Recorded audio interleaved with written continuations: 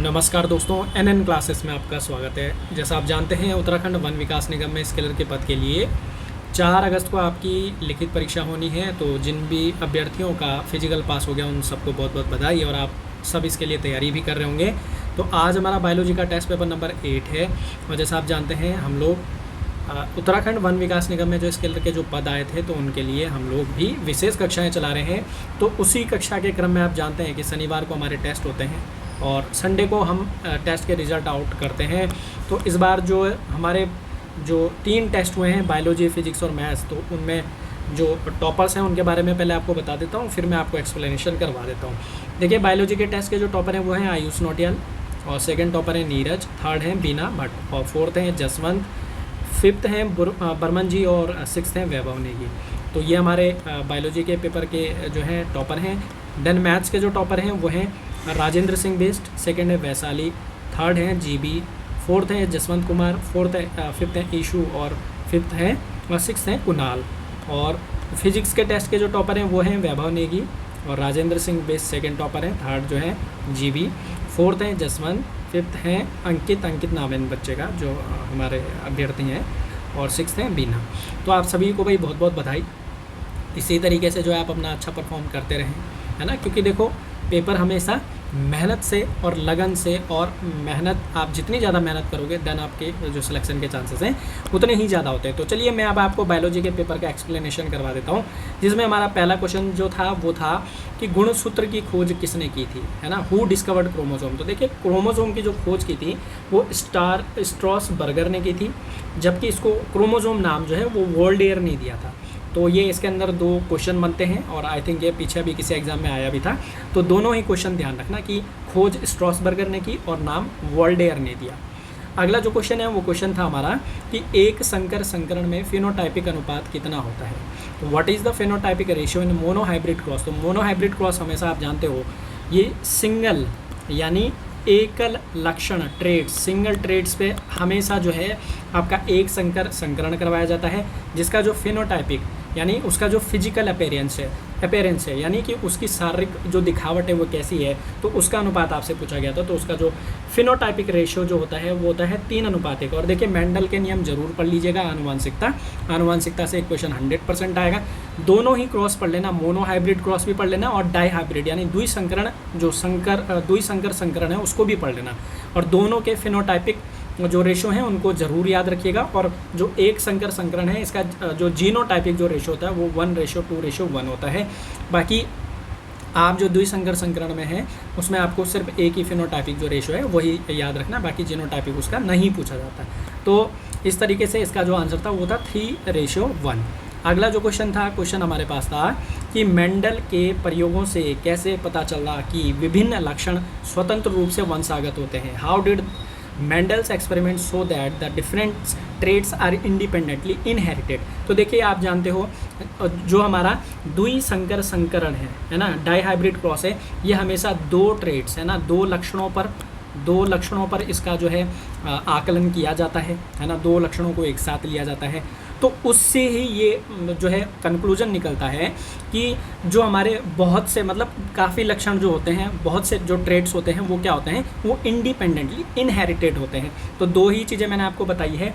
Mendel के नियमों में आप एक संकर संकरण भी देख लेना, और द्विसंकर संकरण यानी डाईहाइब्रिड क्रॉस, दोनों आपको पढ़ के जाने हैं। दोनों से ही क्या कंक्लूजन निकलते हैं। तो मोनोहाइब्रिड जो क्रॉस है उससे कंक्लूजन निकलता है डोमिनेंट और रेसेसिव का, यानी कि कौन सा लक्षण अपनी प्रभाविकता दिखाएगा और कौन सा जो है इसमें निष्क्रिय रहेगा। तो दोनों का ही आपको पढ़ के जाना है, एक संकर संकरण और द्विसंकर संकरण। बाकी जिनको थ्योरी क्लासेस पढ़नी है तो वो हमारे साथ भी जुड़ सकते हैं।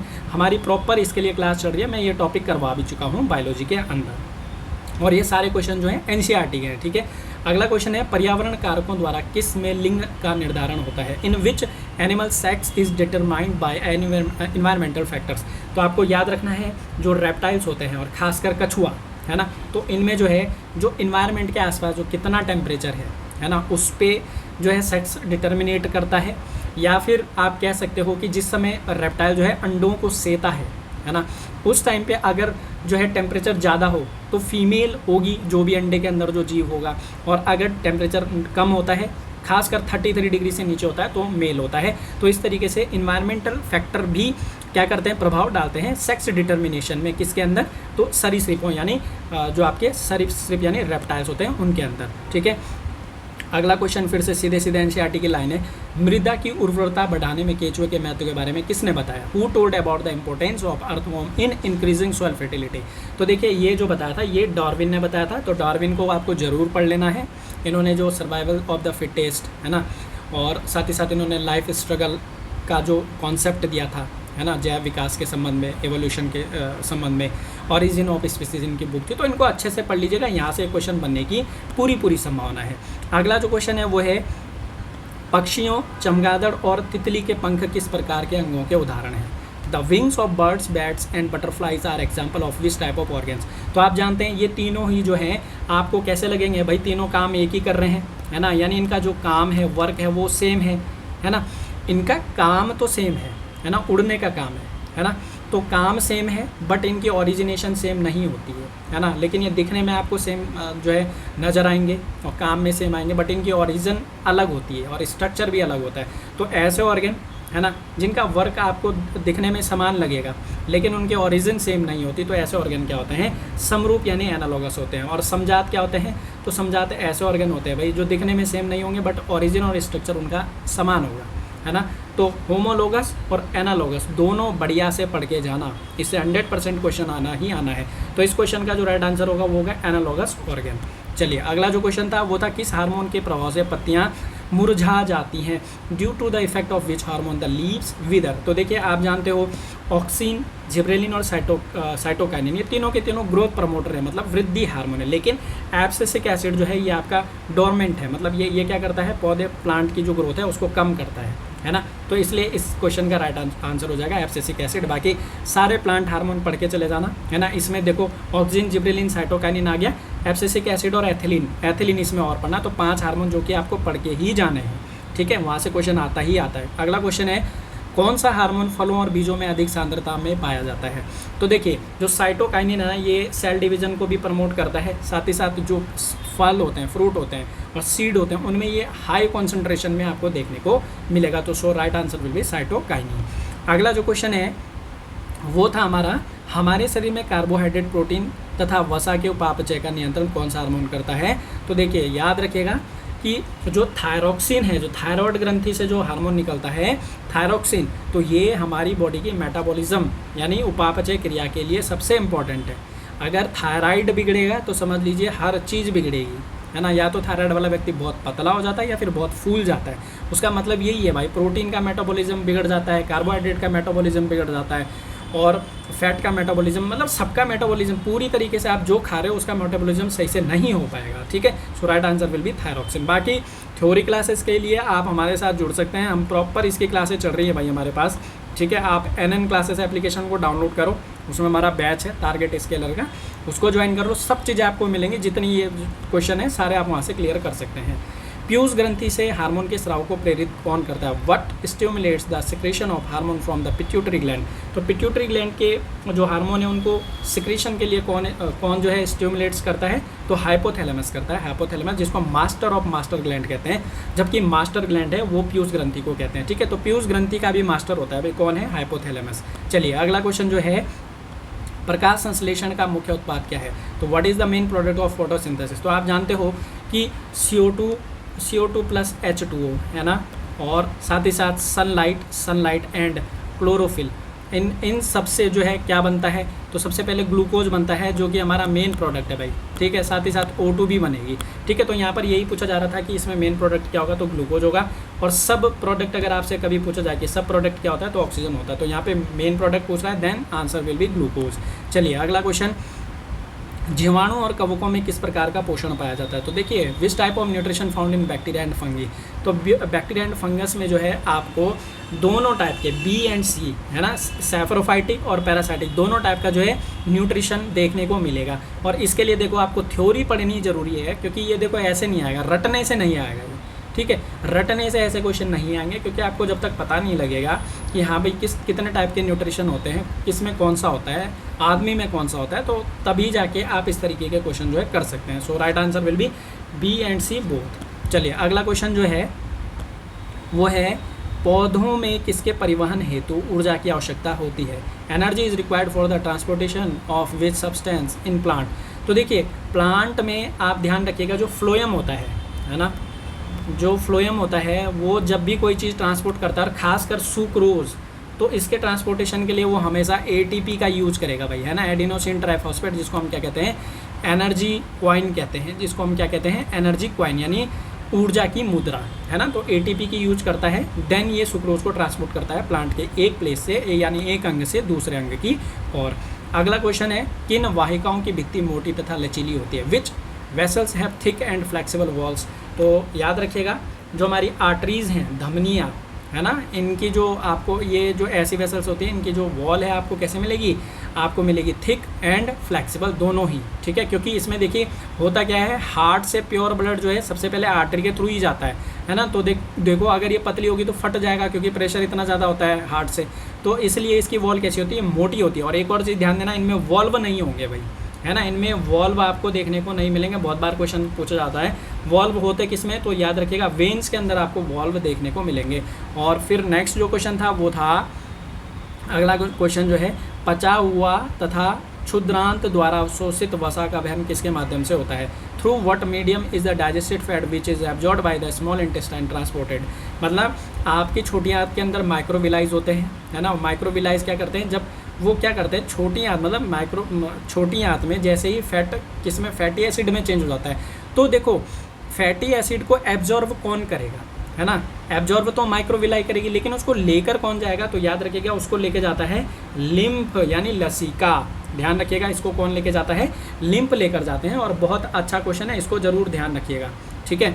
अच्छे क्वेश्चन है, इस तरीके के क्वेश्चन आपको जरूर देखने को मिलेंगे, ठीक है। अगला क्वेश्चन था वाष्पोत्सर्जन को किस यंत्र से मापा जाता है। Transpiration measured by which instrument. तो याद रखिएगा ट्रांसपोमीटर, जो ट्रांसपायरेशन है यानी वाष्पोत्सर्जन है, उसको लाइसीमीटर, जिसको पोटोमीटर भी कहा जाता है, पोटोमीटर, उसके द्वारा इसको मापा जाता है। बाकी आप ट्रांसपायरेशन जानते हो कि प्लांट, मान लो ये कोई प्लांट है ना, मान लो ये कोई प्लांट है, ठीक है, ये इसकी लीव्स हैं, ये इसकी लीव्स हैं, है ना।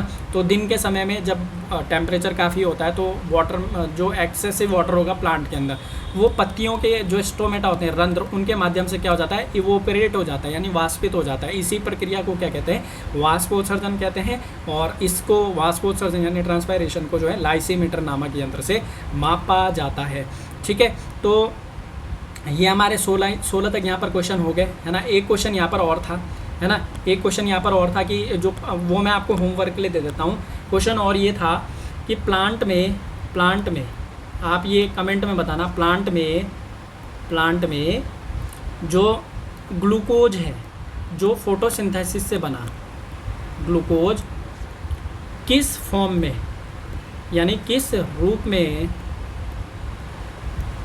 ट्रांसपोर्ट होता है। मतलब मैं समझाता हूँ इसको कि मैं क्या क्वेश्चन पूछ रहा हूँ, ट्रांसपोर्ट होता है, इसका मतलब है ये आपके लिए होमवर्क है, या आप जो है मुझे कमेंट बॉक्स में इसका आंसर देंगे। क्वेश्चन जो है, क्वेश्चन बोल रहा है, देखो आप जानते हो जो प्रकाश संश्लेषण है ना, यानी फोटोसिंथेसिस, प्रकाश संश्लेषण में आप जानते हो ग्लूकोज बनता है।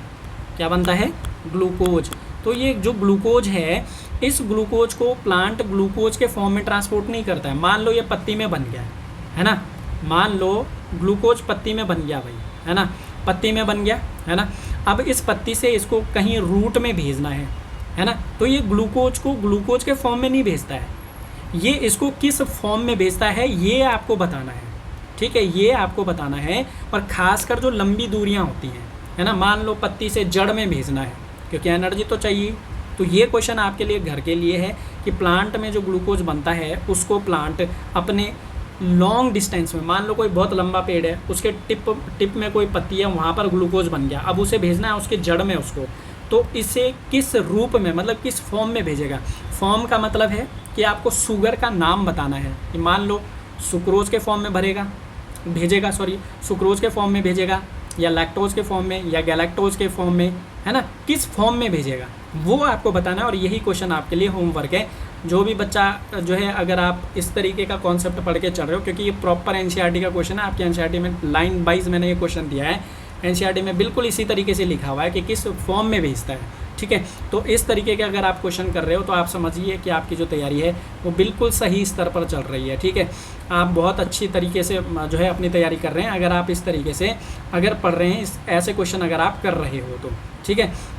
बाकी जिन बच्चों को जो है हमारे साथ जुड़कर पढ़ाई करनी है ना, तो आप लोगों का भाई मोस्ट वेलकम है ना, क्योंकि हमारे साथ काफ़ी बच्चे जुड़े हुए हैं और सब बच्चे जो हैं अपनी पूरी मेहनत से जो है तैयारी पे लगे हैं। तो आपको कुछ नहीं करना है, आप प्ले स्टोर में जाओ, है ना, आपको हमारा एप्लीकेशन NN क्लासेस मिल जाएगा, इसको डाउनलोड करो, इसमें अपना मोबाइल नंबर डालो, वहाँ पर एक ऑप्शन आता है लॉगिन एज पेरेंट, उसको टिक मत करना, नहीं तो आपको बैच शो ही नहीं होगा, तो उसे टिक मत करना।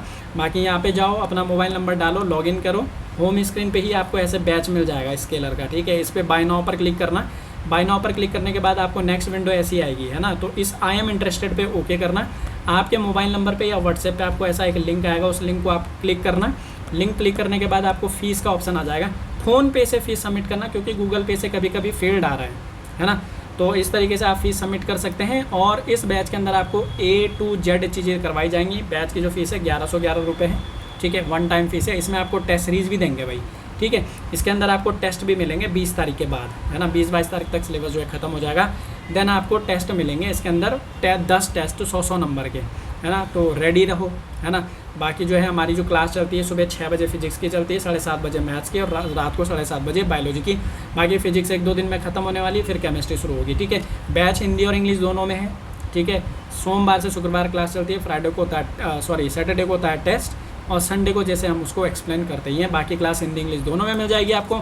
और जो बच्चे अब जुड़ेंगे और पीछे की जो क्लासें हैं तो वो आपको भाई फोल्डर के अंदर मिल जाएगी रिकॉर्डेड फॉर्म में, ठीक है। तो इस तरीके से हमारे कंटेंट सेक्शन में जो है फोल्डर बने हुए हैं। फिजिक्स में फिजिक्स की क्लास, मैथ्स में मैथ्स की, बायोलॉजी में बायोलॉजी की।